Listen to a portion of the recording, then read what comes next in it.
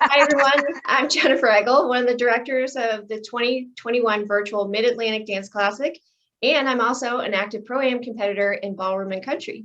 And I'm with Ceci Torres, who is our MidAtlantic vendor and sponsor coordinator, and also an active competitor in ballroom and country. Yes, I am, and I love those worlds. So we are here to kind of just give some information on why we're doing this virtual comp or get information. I have been a big proponent of the virtual comps because I've seen how it helped me. But Jennifer, can we just talk a little bit about why people should do these virtual comps and why? I mean, especially in country where there really hasn't been any events since last March. Why this could be really helpful to people. And I know that I know a few things about the UCWDC, and can you explain what sanction means? Sure, that's a great question, Ceci. So when an event is sanctioned by the UCWDC, it means that we are bound by the sanctioned rules, the UCWDC rules. We have to use the approved line dances. We also have to use the scoring and judging procedures. And this also means that virtual events are qualifiers for our World Championships. So generally in the United States, we have to have 3 qualifiers. And then this year we've already been reduced to 2. So MidAtlantic will count as one of the qualifiers for World Championships. So if people are worried about COVID and about attending large events or anything like this, this is a great reason why virtual comps are really something good to do to keep us kind of our I call it fire under our feet. I'm telling you, I did a virtual comp in the end of December, and I did another one in the middle of February, and the improvement in my dancing already has increased, even from the second virtual comp to now, which has been about a month later. It's helped me tremendously, but I'm happy to hear that it's going to be a qualifier for Worlds, because I know other events have already canceled, like Southern National has already canceled, so we don't really know what's happening out there. But guess what? Worlds is in January, and by then we may have enough comps that MidAtlantic definitely could be one of those qualifiers that you could use to be able to participate at Worlds. And how many competitions you said we needed this year? How many was it? 2? You said 2 in the United States. Yeah.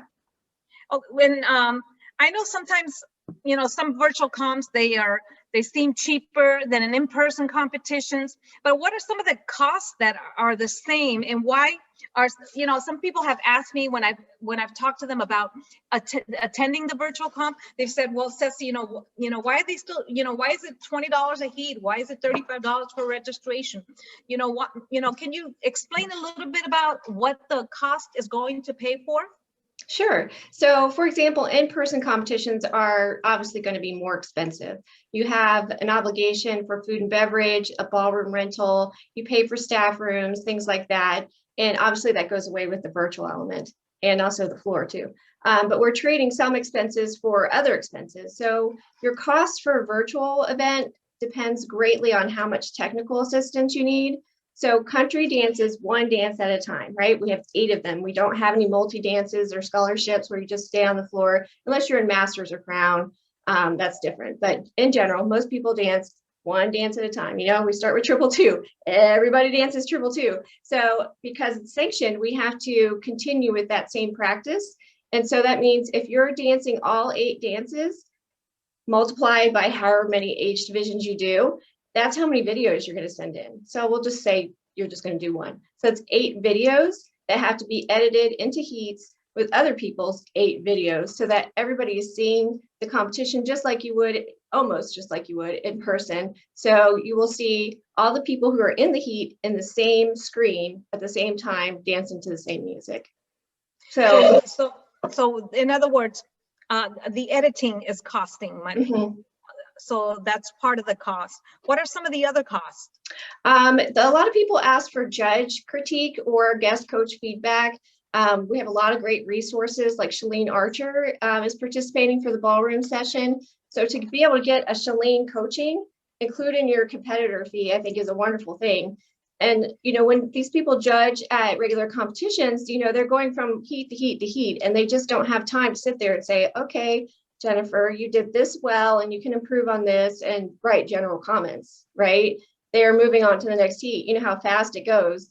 And so that's just one of the benefits of virtual. We have time to watch it, to judge it. We have time to rewatch it, to have critiques. So all of those judge critiques are included within the competitor fees as well.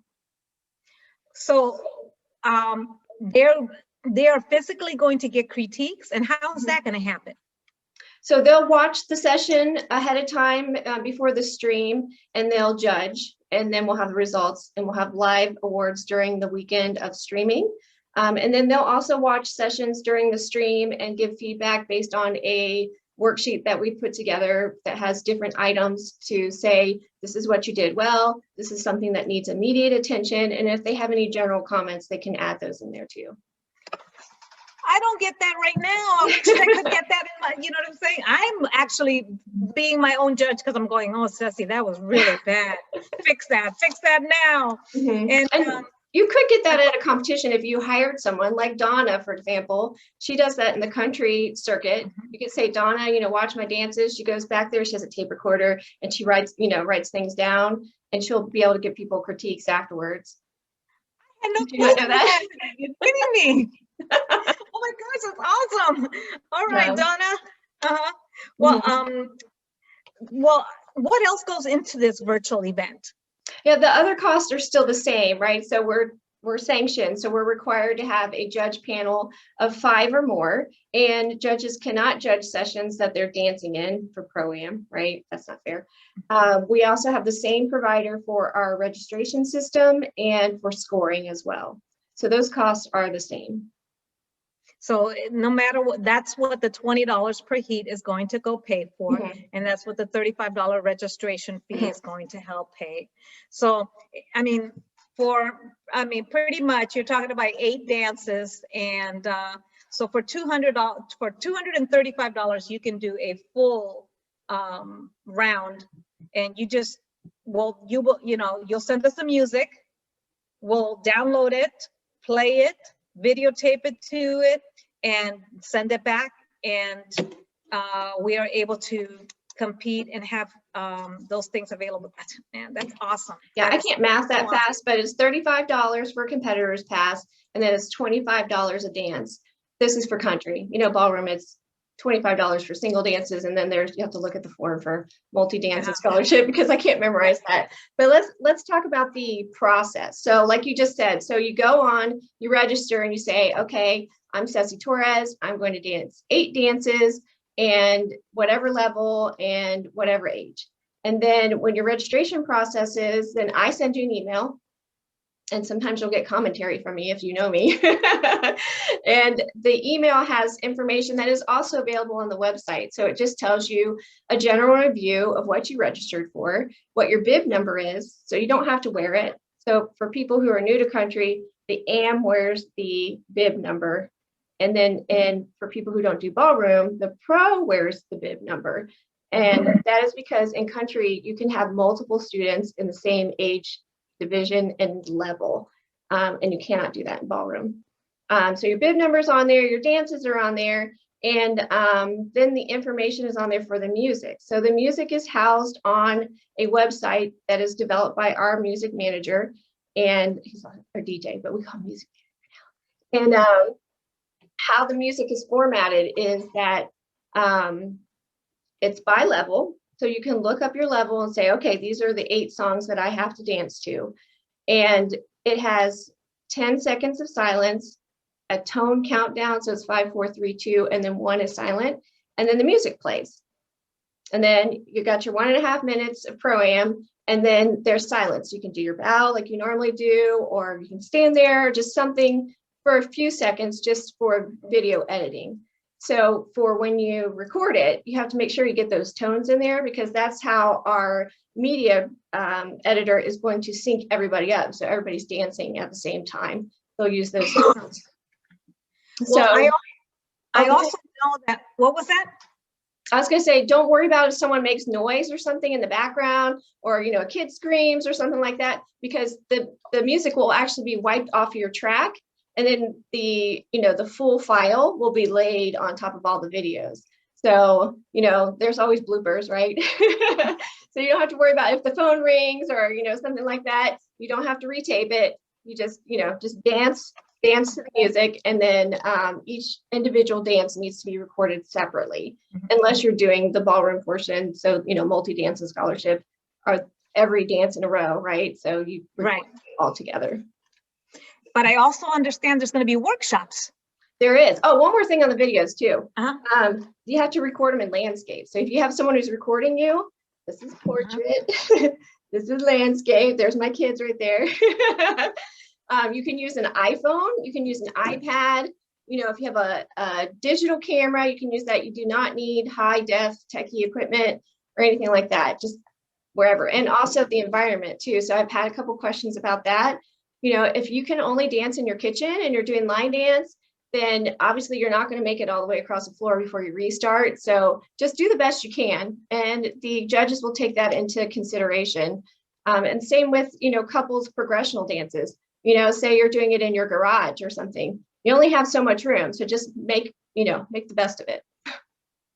Hey, that's what we have to do. It's a different age, and at least I have found out that preparing for these virtual comps has given me the same fuel under my feet to want to improve, to make it better for the next one. Because now I have proof. The proof is in the pudding.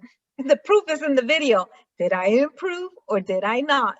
So finally I'm going back to Eddie going, Eddie, I didn't like the way my first video on this part and this part looks. So I've been able to compare. I've been able to, you know, just really get more focus on those areas that need major improvement. But there's workshops, right? Yes, there are workshops. So we're going to have a host of workshops there. The instructors are on the website with all their little fancy pictures and everything. So we're going to have two-step and West Coast, and we'll have some traditional, you know, lineup of the country dances as well. And then we'll probably have a couple more to add to. I'm just working through that right now. But that's awesome. Yeah, in your competitor's pass or your spectator's pass, workshops are included, so that's great. So in other words, you don't have to be somebody who dances for the event in order to participate in the workshops. If you wanted to just pay the $35 and participate, the spectator pass is $15. Oh yeah, so if you just want to watch. So for $15 you can do all the workshops and watch the event. Come on people, this is great. Do it. Okay. Well, I am telling you, I am so stoked about this. And you know, I'm really grateful, Jennifer, that you have stepped up to the plate to do a virtual comp, because I know it's something in the country world. We love the social part of it. We love the social dancing. And I know we don't have that in this event, but it's at least one way we can all stay connected. I'm telling you right now, from doing the virtual ballroom events that I've done, I've gotten together with a few friends to watch them, and we've had little watch parties and stuff like that. It's been so much fun to at least do that and say, oh my gosh, you know, we cheer each other on, or you know, or we critique or encourage one another. So it's been a really good thing for me to do a virtual comp, and I would hope that people would, you know what, it's not that financially it's not that bad. So at least, you know, take a leap of faith and do it. And if you don't like it, then you don't like it, but at least do it once. You know, I'm not a drug dealer or something trying to push a drug and say, yeah, try it once, you know, but I'm telling you, I think if you can at least try it one time, you will at least have some really good, I mean, to get dressed and to do your hair and to do your makeup, and you know what I'm saying, and just it kind of pumps you up, and it kind of makes you want to do better. Because some people are like, well, I can videotape myself anytime I want. No, there's something about putting on your costume and getting mentally prepared and knowing that judges are going to be watching, that it just helps you, it motivates you. Mm-hmm. And you brought up a good point there too about videoing and helping each other. So there are two things that I want to address that I've heard a lot. So people are like, well, it's just not fair that someone gets to record themselves as many times as they want and then submit the one that they like. Because in real-time competition, you get on the floor and what you put out, that's what you get, right? Yeah. So it cannot be the same. It's impossible, right? So especially for something that is pre-recorded, I don't know about the live stuff, that scares me. So we'll just stick with pre-recorded. But, you know, I feel like you can put forth your best foot, right? But if you can't get over that foot, it's not going to make a difference if you tape it once or 24 times, you know, like your foundation, your technique is going to be the same. Maybe you made a mistake on your choreography or something and you want to re-record that. Don't edit it out. You have to start all over. One recording. Right. Hands, yeah. But you know, it's still going to be your best effort, right? Even when you get on the floor in person, you're still trying to give it your best effort. So you can't compare the ability to have floor craft with other people dancing next to you versus, you know, dancing in your kitchen, or even if you have studio access or a skating rink or something like that. It's not exactly the same, but it is a goal. And it is great to get dressed up and to be competition ready. So when you're ready to go to an in-person event, you're ready. And because I cannot even tell you where all my makeup is. Sorry, Ceci. All that stuff, I don't know where it is. It's in a closet somewhere. But you know, with this, you're getting judge critiques, and that's going to help you in your next comp too, because you want to be prepared. Another question I've gotten is, well, what if somebody wants to do several virtual comps? Like, I don't know what else is going to happen this year. Mid-Atlantic might be the only one. We might have some more. We just have to wait and see. And so they said, what if that someone submits the same video for every competition? Well, it's not possible. So we all have different DJs or music managers for each one of our competitions, and they select the music. So our music is already predetermined for this event. So the next one that you go to will have a different song. So you will have to make a different recording. But that also doesn't make sense to me as a competitor, because why would I record something, get judge feedback on it, and then not change it? That's not who we are, you know? No, and we're competitive dancers. And I'll tell you, when you talk about not doing it over and over again, I looked at Eddie and go, Eddie, hey, let's have a warm up, whatever. And it did have, in one recording, I do remember, he was wearing like an armband and it got stuck in my fishnets. So, you know, we're recording that one. But I will tell you, I was like, I don't want to re-record anything. Guess what? I'm going to get tired re-recording and re-recording. I said, whatever we put out, that's what I want to put out. I'm done. So, yeah. But you're right about that. Yeah. So, and also, like you talked about your friends getting together too. So here in Atlanta, I set up a recording session so that people could have a small audience and also have help. Right. So it's kind of daunting to say, okay, we're going to press play if we're doing this by ourselves, and then press record on the camera and then run over there, get ready to dance. So in Atlanta, we're doing a virtual session the first Saturday of April. And people will be able to come in and we'll record with multiple devices so they're backup, so they don't have to worry about having to redo it if you have a technical error, right? And we'll have one person who plays the music and then one person who records. And we can even submit it for the dancers if they want us to. So I encourage you to get help. So if somebody wants to fly out and feel like it's a competition, they can literally fly out to Atlanta. Come to Atlanta. Fly your instructor, you know, pay all that extra cost if you want to, right? And guess what? Look, you can go to Mid-Atlantic live comp in Atlanta if you wanted to on Saturday, the first Saturday of April. Okay. Yeah. But I mean, I encourage people who have studio access, you know, if you have a group of people, just get together, you know, and I'm sure the studios will be more than happy to accommodate you, you know, for, you know, floor fee or whatever, you know, just get in there to record, and it helps to have extra hands and someone to follow you around with the camera if you need them to, and things like that. So I definitely encourage that if you have a group of people.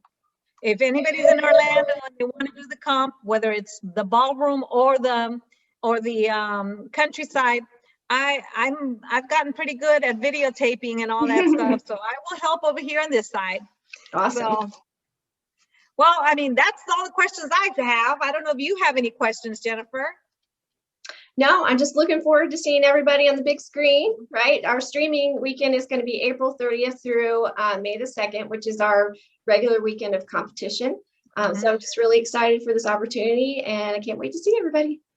Please give the virtual comp a chance. You know, do it this time and see if you like it. If you don't, then you know what, then you don't have to do it ever again. But I'm telling you, it's been actually a tool.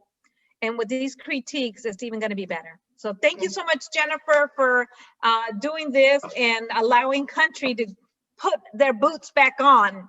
You know what I'm saying? So I'm excited for it. So thank you so much for giving up your time and allowing us to do all this together. So, all right. I don't know if you have any questions or anything, or if you do, please call Jennifer. Jennifer, what can they call you at? They can call me at 678-612-7642, or you can email me, Jennifer@MidAtlanticDanceClassic.com. And if they want any information on MidAtlantic, they can go to MidAtlantic.com. MidAtlanticDanceClassic.com. Okay. And if they're interested in sponsoring, then they need to contact Ceci. Yes. I'm looking for people who want to sponsor part of the event or do prizes. We want to try to give some prizes and some money to some of the competitors and the people, you know, and still help pay for this event and make sure that it goes on smoothly. So please, you can call me 407-624-2939. You can reach me there, Ceci Torres. You can go to, you can even go to my website, CeciTorres.com, or you can go to tangowithceci@gmail.com. So all that, text me, Facebook me, you know, so I will smoke screens and smoke signals and pigeons, whatever we have to do to get each other the information, we will do.